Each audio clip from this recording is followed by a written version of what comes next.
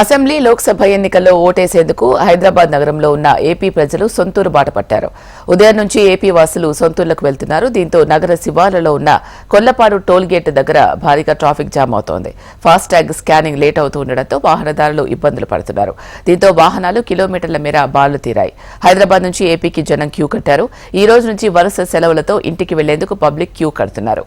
కొల్లపాడు toll gate దగ్గర 4 toll బూతులు తెరిచి విజయవాడ వైపు వాహనాలు పంపిస్తున్నారు.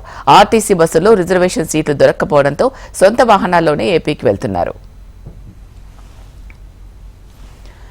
మే 13న తెలంగాణలో 17 ఎంపీ సీట్లకు పోలింగ్ జరగనుంది. ఓట్లు వేసేందుకు సొంతూర్లకు జనం పయనమయ్యారు. దీంతో సిటీలోని బస్టాండ్స్ లో ఫుల్ రష్ కనిపిస్తోంది. ఉద్యోగులకు శని, ఆదివారాలు సెలవులతో పాటు సోమవారం ఎన్నికల హాలిడేతో ఆర్టీసీ బస్టాండ్స్ ప్రయాణికులతో కిటకిటలాడుతున్నాయి.